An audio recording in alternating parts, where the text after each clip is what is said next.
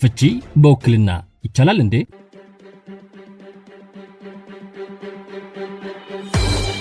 ወይዘሮ አመለወርቅ ጥምረቴን የወደፊቴን ካንተ ጋር ያደርግልኝ ብለው አቶ ተስፋሁንን በማዘጋጃ ቤት አግብተዋል። ይሁን እንጂ በአንድ ጣራ ስር መኖርም ሳይጀምሩ የትዳርን ሕይወት ጣፋጩንም ጎምዛዛውንም ሳይቀምሱ ከሀገር ወጥተው ወደ አሜሪካን ሄደዋል። ይህም ከሆነ 4 ዓመታት ተቆጥረዋል። ይህኔ ትዳር የሚለው ስሙ እንጂ ያለው የጋራ ሕይወቱንማ መቻየሁት ብለው ስሙም እንዲቀርባቸው ወስነዋል።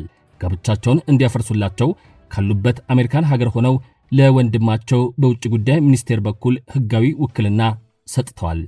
የተቀበሉት ወንድምም ጠበቃ ቀጥረው የፍቺ ጥያቄ ለፍርድ ቤት አቅርበዋል። አቤቱታው ከመጥሪያ ጋር የደረሳቸው ባል አቶ ተስፋውን ግን ፍቺ መጠየቅ የሚችሉት ያገባኋቸው ባለቤቴ እንጂ በውክልና እንዴት ይሆናል? አራ አይሆንም በማለት ለፍርድ ቤቱ መልስ ሰጥተዋል። ፍርድ ቤቱ ምን ወስኖ ይሆን? በእርግጥ ፍቺን በውክልና መፈጸም ይቻላልንም? ከ5 ደቂቃ በኋላ የምመልሰውን ጆሮና ቀልባችሁን ስጡኝ እንጂ አሁን መጥኜ ነግራችኋለሁ። ደግሞ አልሰማንም እንዳትሉ። ከሁሉም የሚበልጠው የአእምሮ ሰላም ከኔም ከናንተም ጋር ይሁን።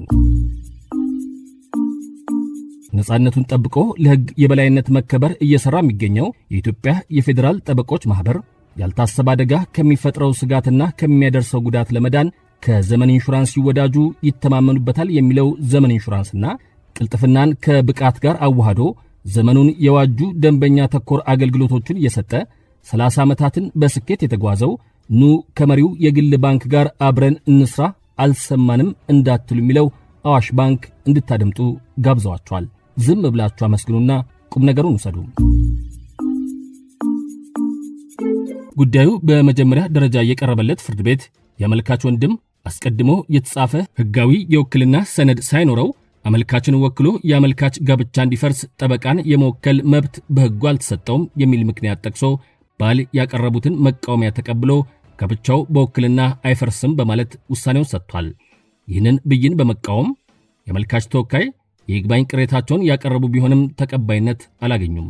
እናም በፍርድ ቤት ረገድ የመጨረሻ መፍትሄ እንዲሰጣቸው ከወላይታ አዲስ አበባ ድረስ መጥተዋል።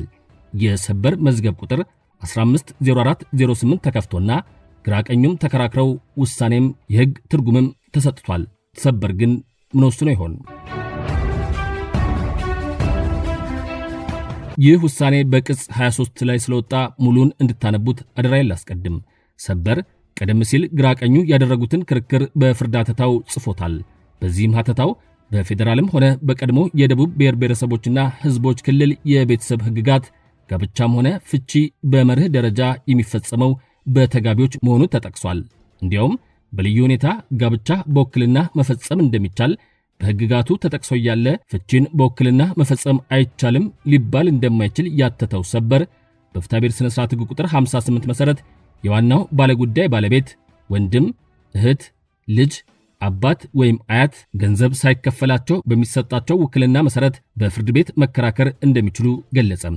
አንድ የውክልና ሰነድ ከውጭ አገር የሚላክ ከሆነም በውጭ ጉዳይ ሚኒስቴርና በውልና ማስረጃ ምዝገባ ጽሕፈት ቤት በኩል ሕጋዊነቱ መረጋገጥ አለበት ያለው ሰበር ወይዘሮ አመለወርቅም ከአሜሪካን ሀገር የላኩትም ውክልና በዚህ መልኩ መረጋገጡን በሰነዱም ላይ ወንድማቸው ፍቺን ጨምሮ ሌሎች ጉዳዮችን ቢችሉ ራሳቸው ካልሆነም ጠበቃ ወክለው እንዲከራከሩ በግልጽ መፍቀዳቸውን ጠቀሰም። በዚህ ረገድ የቀረበን ውክልና ውድቅ በማድረግ ፍቺ በውክልና ሊፈጸም አይችልም በማለት የስር ፍርድ ቤት መወሰኑና ይግባኝ ሰሚውም ማጽናቱ መሠረታዊ የሕግ ስህተት ነው በማለት ውሳኔዎቹን ሹሯቸዋል። በመጨረሻም የተሰጠው የሕግ ትርጉም ይሆነ በመርህ ደረጃ ጋብቻ በፍቺ እንዲፈርስ መጠየቅ የሚገባው ከባልና ሚስቱ አንደኛው ተጋቢ ወይም ሁለቱም ቢሆኑም በሕግ አግባብ ተቀባይነት ያለው የውክልና ማስረጃ ጋር የሚቀርብ የፍቺ ጥያቄ ተቀባይነት ያለው ስለመሆኑን ያለው። ዛሬውን አበቃን።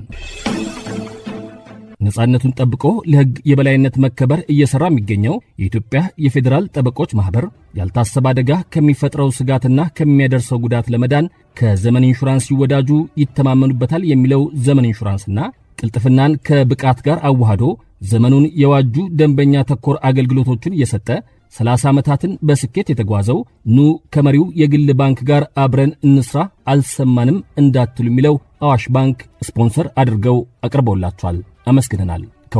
ከሁሉም የሚበልጠው የአእምሮ ሰላም ከኔም ከናንተም ጋር ይሁን።